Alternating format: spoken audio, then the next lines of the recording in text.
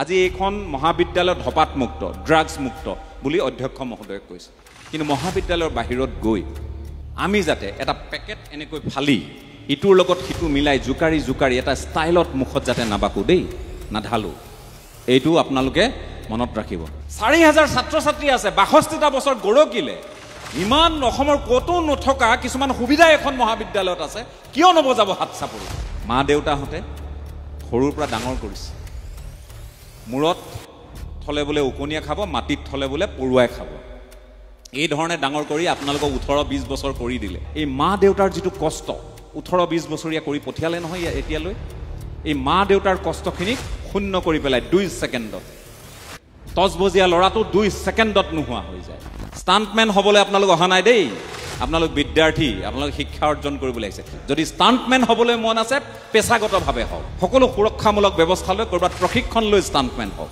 ৰাস্তাত ষ্টান্টম্যান হ'বলৈ নাযাব আমি অসমীয়া এঠাইতে ভালকৈ ক'ব পাৰো ক'ত ক'ব পাৰো অসম মুলুকত আমি অসমীয়াত ভাষণ দিয়া অসমীয়াত কথা কোৱা এঠাইতে ক'ব পাৰো আৰু সেই ঠাইখনেই হৈছে অসম আমি এনে এটা পৰিবেশৰ মাজলৈ যাব নালাগে যে ইংৰাজীত অসমীয়াখিনি লিখি আমি ভাষণ দিওঁ দেই ইংৰাজীত অসমীয়া লিখি আমি অসমীয়াত ভাষণ দিওঁ সেই পৰিবেশটো হ'ব নালাগে অসম মুলুকত জাতীয় দায়বদ্ধতা পালন কৰক ভাষাটো শুদ্ধকৈ খোলাকৈ কওক লিখক আৰু বুজক বহুখিনি কাম আমাৰ সমাপন হ'ব আমি তেতিয়া কৈ থাকিব নালাগে আমি কৈ থাকিব নালাগে নহয় অসমীয়া ভাষা প্ৰয়োগ কৰক বুলি আমি বেনাৰখনত লিখক বুলি কৈ থাকিব নালাগে নহয় আমাৰ জাতীয় দায়বদ্ধতা থাকিলে আপুনি আমি এইবোৰ কাম কৰিম আমি আপুনি কৰিম নিজৰ ভাষাক প্ৰাধান্য দিম নিজৰ মাতৃভাষাক প্ৰাধান্য দিম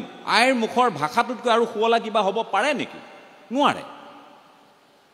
নোৱাৰে গতিকে আমি ভাষাটো আমি শুদ্ধকৈ কোৱা শুৱলাকৈ কোৱা লিখিব পৰা বুজিব পৰা এই পৰিৱেশটো আমাক লাগিব দেই আপুনি কি মাধ্যমত পঢ়ে সেইটো ডাঙৰ কথা নহয় মাতৃভাষাৰ প্ৰতি শ্ৰদ্ধা ৰাখিব ভক্তি ৰাখিব সন্মান ৰাখিব তেতিয়া কোনেও আপুনি ইংৰাজী শিকক ক'বলগীয়া নাই আপুনি হিন্দী শিকক ক'বলগীয়া নাই আপুনি জাৰ্মান শিকক আপুনি দৰকাৰ হ'লে উৰিয়া শিকক আপুনি দৰকাৰ হ'লে বাংলা শিকক কোনেওতো আপোনাক আপত্তি কৰা নাই ভাষা যিমান শিকিব সিমান আপোনাৰ মানুহৰ লগত যোগাযোগ কৰিবলৈ ভাল হ'ব কিন্তু অসম মুলুকত অসমীয়া এইটো হ'ল আমাৰ জাতীয় দায়বদ্ধতা এই জাতীয় দায়বদ্ধতাৰ প্ৰয়োগ আমি এই ছাত্ৰাৱস্থাৰ পৰাই কৰিব লাগিব পৰৱৰ্তী সময়ত সমস্যা হ'ব মই বহু ছাত্ৰ ছাত্ৰীক দেখো উচ্চ শিক্ষা লৈছে ভালকৈ কথাও পাতিছে কিন্তু গীতটো গাবৰ সময়ত অসমীয়া গীতটো যেতিয়া তেওঁলোকে পৰিবেশন কৰিবলৈ আহে তেওঁলোকৰ পুস্তিকাখনত বহীখনত দেখিব গীতটো ইংৰাজীত লিখা আছে এই কথাবোৰ কিন্তু আমি চিন্তা কৰিব লাগিব মই কিয় কৈছো উপলব্ধি কৰক আৰু বহলাই নকওঁ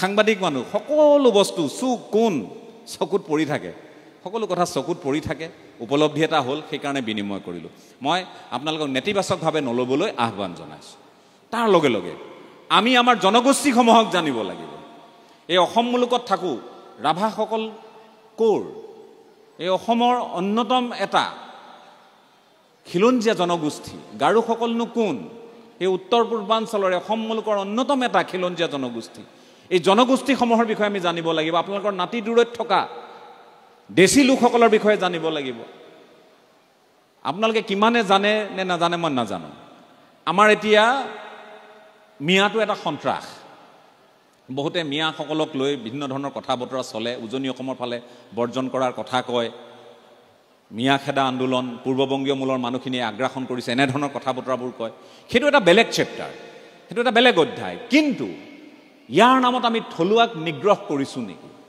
থলুৱাক আমি সমস্যাত পেলাইছোঁ নেকি আমি জানিব লাগিব এতিয়া শিৱসাগৰত সিদিনা দেশী জনগোষ্ঠীৰ লোকসকলক মিয়া বুলি সিদিনা মোৰ গৃহ জিলা মই কিন্তু অপমান বোধ কৰিছোঁ মই লজ্জা বোধ কৰিছোঁ আৰু লগে লগে মই তাক নিৰসন কৰাৰ কাৰণে দেশীসকল কোন মই তেওঁলোকক টেলিভিশ্যনৰ ষ্টুডিঅ'লৈ মাতি আনি এটা অনুষ্ঠান কৰিছোঁ এই দেশীসকল আমাৰ অন্যতম এটা খিলঞ্জীয়া জনগোষ্ঠী ধৰ্মত তেওঁলোক মুছলমান তেওঁলোক ইছলাম ধৰ্মাৱলম্বী ঠিকেই কিন্তু তেওঁলোক কনভাৰ্টেড তেওঁলোক ধৰ্মান্তৰিত হোৱা 1206 চনৰ পৰা কোচ যোগী নাথ এইসকলৰ পৰা তেওঁলোক ধৰ্মান্তৰিত হোৱা আমাৰ খিলঞ্জীয়া ভাই বন্ধু জানিব লাগিব গতিকে আপোনালোকক মই ছাত্ৰ ছাত্ৰী বন্ধু বান্ধৱীসকল আপোনালোকে কি চিন্তাত মজগুল মই নাজানো কিন্তু এটা চিন্তা মগজত সুমুৱাই লওক খিলঞ্জীয়া জাতি জনগোষ্ঠীৰ বিষয়ে আমি জানিব লাগিব দেশীক যাতে মই বিদেশী বুলি বাংলাদেশী বুলি যাতে অপমান নকৰোঁ, মাইমেলক যাতে নকৰোঁ, গৰিয়া মৰিয়াক যাতে বেয়াকৈ নকওঁ, সহোদৰ আমাৰ এইখিনিৰ বিষয়ে আমি জানিব লাগিব। একেধৰণে ইয়াত বসবাস কৰা যিসমূহ কলিতাৰ পৰা আৰম্ভ কৰি কৈৱৰ্তৰ পৰা আৰম্ভ কৰি যিসমূহ জনগোষ্ঠী আমাৰ আছে, এই সকলোৰ বিষয়ে আমি জানিব লাগিব আৰু জনাটো নিতান্তই বাঞ্ছনীয়। গতিকে আমি কেতিয়া জানিম? যেতিয়া অসমখন ঘূৰিম ফুৰিম, যেতিয়া বুজিম। আমি আজিকালি কি কওঁ? বহু ছাত্ৰ সংগঠন, বহু জাতীয় সংগঠনে কয় আমি নামানো, নুবুজো, নুশুনো। নহয়, এইটো ভুল। মোৰ দৃষ্টিত এইটো ভুল। আমি মানিম, আমি বুজিম, আমি শুনিম, এইটো হ'ব লাগে আমাৰ শ্লোগান। আমি বুজিম, আমি পঢ়িম, আমি শুনিম, এইটো হ'ব লাগে আমাৰ শ্লোগান। আমি সকলোৱে সকলোক বুজিব লাগিব, সকলোৱে সকলোক জানিব লাগিব, সকলোৱে সকলোৰে কথা শুনিব লাগিব। তেতিয়াহে আমাৰ মাজত যেতিয়া ভাৱ বিনিময় হ'ব, চিন্তাৰ বিনিময় হ'ব, তেতিয়া আমি অসমীয়া হিচাপে মূৰ দাঙি থিয় হৈ থাকিব পাৰিম। নহ'লে আমি ভাঙোনমুখী কিছুমান কথা বতৰাৰ মাজত ইমানেই নিমজ্জিত, আমি ৰিলৰ দুনিয়াত নিমজ্জিত, আমি ৰিয়েলিটিত নাই। আমি ৰিলত নিমজ্জিত, আমি ৰিয়েলিটিত নাই। মই একেবাৰে খাটাং কথাষাৰ কৈছোঁ। মোক বেয়া পালেও মই কওঁ, কথা ক'বলৈহে মাতিছে। এতিয়া মইতো গান গাব নোৱাৰোঁ, মই গান গোৱা মানুহেই নহয়, কথা কোৱা মানুহ। এতিয়া কথা কৈহে ভাল পাওঁ, কিন্তু এনে নহয় যে উপদেশ দি ভাল পাওঁ। উপদেশ নহয় দেই, মই ভাৱৰ আদান প্ৰদান কৰি আছোঁ। আপোনালোকে বুজিলে, যদি মোৰ ভুল হৈছে মোকো কওক যে আপুনি এইটো ভুল কথা কৈছে, এনেকৈ নক'ব, এইটো আপোনাৰ ভুল। গতিকে মোকো যদি ভুলটো আঙুলিয়াই দিয়ে, মই আপোনালোকৰ প্ৰতি কৃতজ্ঞ হৈ ৰওঁ। মই ছাত্ৰ ছাত্ৰী বন্ধু বান্ধৱীসকল, আগতে আমি ভাষণ শুনো, খুব একাত্মৰে আমি শুনো, আন্তৰিকতাৰে শুনো। মই কৈছোঁৱেই নহয়, অধ্যক্ষ মহোদয় ইমান পাঞ্চলাইন দি গ'ল আপোনালোকক। আজিকালি পাঞ্চলাইন বুলিহে কয়, পাঞ্চলাইন। ইমান পাঞ্চলাইন দি গ'ল কপিল শৰ্মাই কোৱাৰ দৰে। তাত কিন্তু হাত চাপৰি নাই।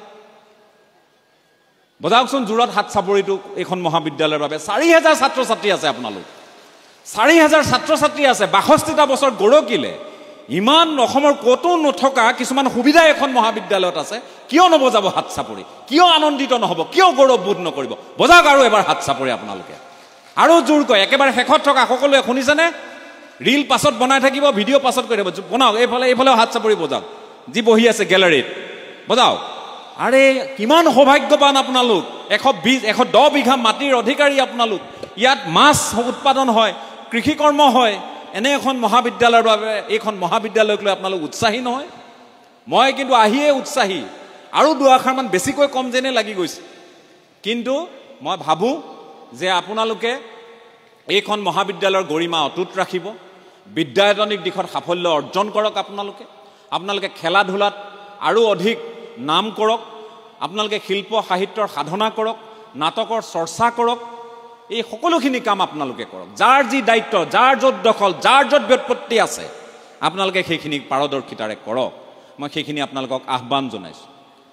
তাৰ লগে লগে আপোনালোকৰ মাজৰ পৰা IAS অফিচাৰ লাগিব দেই। তাৰ লগতে আপোনালোকৰ মাজৰ পৰা IPS লাগিব, ACS লাগিব। আপোনালোকে জানেনে, আমাৰ IAS অফিচাৰ আমাৰ প্ৰায় ৩.৫ কোটি আমাৰ জনসংখ্যা আজিৰ তাৰিখত। বেছিও হ'ব, লোকপিয়ল হোৱা নাই, এতিয়া সংখ্যা বাঢ়িব। আমাৰ কি নাই? আমাৰ বোলে একেলগে বহাই আমি এখন ফিল্ড ভৰাই দিওঁ, আমাৰ তেনে IAS অফিচাৰ নাই। মিনা কমিউনিটি এটা সম্প্ৰদায় ৰাজস্থান বা এই ৰাজ্যসমূহত, উত্তৰ ভাৰতত, তেওঁলোকৰ IAS অফিচাৰ, IPS অফিচাৰ ভৰপূৰ হৈ আছে। আমাৰ নাই, আমাৰ আঙুলিৰ মূৰত গণিব পৰা নাই। এতিয়া আপোনালোকে চাওক, অসমৰ মুখ্য সচিবৰ পৰা আৰম্ভ কৰি আৰক্ষী সঞ্চালক প্ৰধান পদত ভাস্কৰজ্যোতি মহন্তৰ পাছত বহু দীঘলীয়া সময় মানুহ নাই। মই আপোনালোকক কৈ দিলোঁ, নাপায়। IPS নাই। দিগন্ত বৰা আছে, বা এনেধৰণে দুগৰাকীমান আছে, যিকেইগৰাকী গৈ DGP হ'ব পৰা এটা সম্ভাৱনা আছে। নাই, মই আপোনালোকক ক'লোঁ। IAS নাই, যি চিফ ছেক্ৰেটাৰী হ'ব, মুখ্য সচিব হ'ব, নাই। শূন্যতাটো কিয়? শূন্যতা এইকাৰণে আমি আগ্ৰহী নহয়, আমি নাজানো, বা জানো যদিও আমি সেইবোৰৰ প্ৰতি বৰ বেছি, আমি যিখিনি কষ্ট বিহাৰৰ ছাত্ৰ, UPৰ ছাত্ৰ ছাত্ৰীয়ে কৰিব পাৰে, দক্ষিণ ভাৰতৰ ছাত্ৰ ছাত্ৰীয়ে কৰিব পাৰে, 10x10 ৰুমত থাকি, আমাৰ ছাত্ৰ ছাত্ৰীয়ে কৰিব নোৱাৰে। আমি মানে ক'ব নোৱাৰাকৈ আমি ইমান বেছি আমি আৰামপ্ৰিয় হৈছোঁ, কাৰণ স্কুটি আমি পাই আছোঁ, স্কুটাৰ পাই আছোঁ, বুলেট পাই আছোঁ। বুলেট নাই পোৱা চাগে ন, স্কুটাৰ পাই আছোঁ। মামাই আমাক দি আছে বা অনাগত সময়তো দিব, বেলেগেও দিব চৰকাৰ আহিলে, কাৰণ আমাৰ উইকনেছটো গম পাইছে, আমাৰ দুৰ্বলতাটো গম পাইছে। উৎসাহী হোৱাতকৈ আমি ক'ৰবাত ঠিক আছে, যিসকলক দিছে মই বেয়া পোৱা নাই, মই দিয়াটোত কেতিয়াও মই বেয়া পোৱা নাই। আমাৰ এই টকা চৰকাৰে দিছে আমাক উপহাৰ হিচাপে, পাৰদৰ্শিতাৰ কাৰণে দিছে, তাত ক'বলগীয়া নাই। কিন্তু একে সময়তে আমি ক'ৰবাত অধ্যয়ন বিমুখ হৈছোঁ নেকি, আমি ক'ৰবাত কষ্ট কৰিব নোৱাৰা এটা জাতিলৈ পৰ্যবসিত হৈছোঁ নেকি, এই কথাবোৰ ভাবিব লাগিব আমি দেই। গতিকে আপোনালোকৰ মাজৰ পৰা IAS, IPS, ভাল মটিভেশ্যনেল স্পীকাৰ, ইঞ্জিনিয়াৰ, চিকিৎসক সকলো হওক, সকলোৱে কষ্ট কৰক, নিজৰ নিজৰ য'ত গুণ আছে সেইখিনিৰে আপোনালোক সমৃদ্ধ হওক। মই সেইখিনি আহ্বান আপোনালোকক জনাইছোঁ। আজিকালি আমাৰ কি হয়, এটা মানে সাংঘাতিক ধৰণৰ তাৰণা যে আমি নেতা হ'ম, নেতা লাগিবই আমাক, নেতা আমাক লাগিব।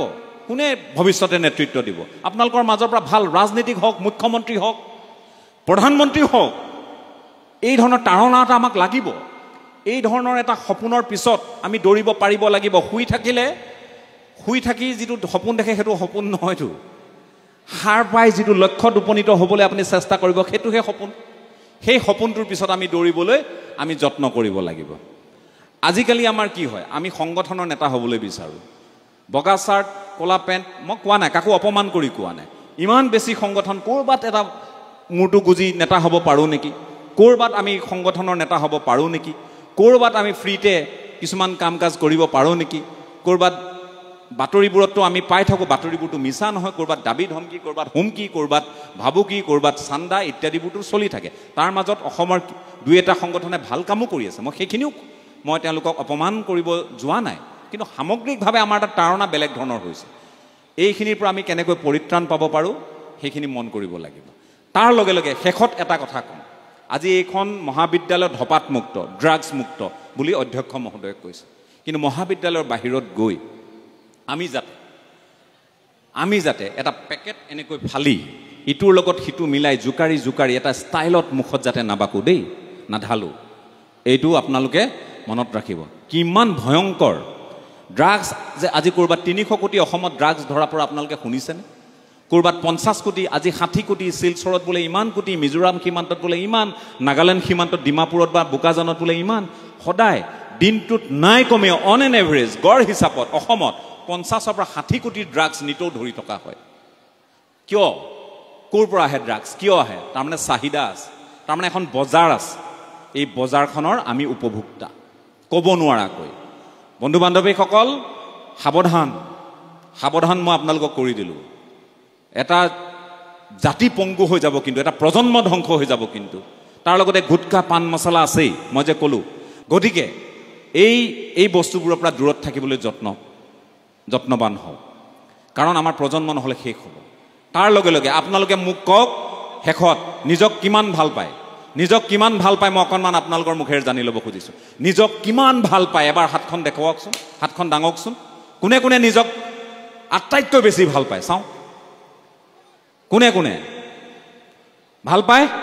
সিফালে সকলোৱে ভাল পায় যদি এই পিছফালেও ভাল পায়, নিজক ভাল পায়, অ'কে, সন্তুষ্ট মই। যদি নিজক ভাল পায়, এটা কাম নকৰিব।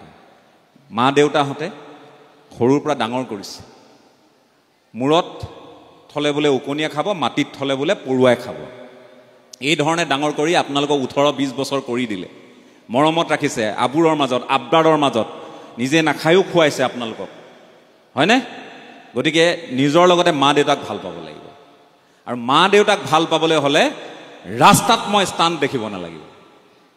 ষ্টাণ্টমেন হ'বলৈ আপোনালোক অহা নাই দেই, আপোনালোক বিদ্যাৰ্থী, আপোনালোক শিক্ষা অৰ্জন কৰিবলৈ আহিছে। যদি ষ্টাণ্টমেন হ'বলৈ মন আছে, বীৰু দেৱগণ, যাৰ নাম মোৰ অকল মনলৈ আহে, বাকী এতিয়া বহুত আছে, মই নাজানো কোন আছে।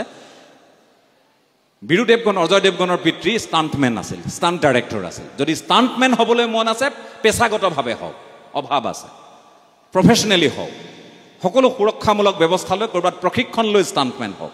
ৰাস্তাত ষ্টাণ্টমেন হ'বলৈ নাযাব, বাইকৰ ষ্টাণ্ট কৰিবলৈ নাযাব।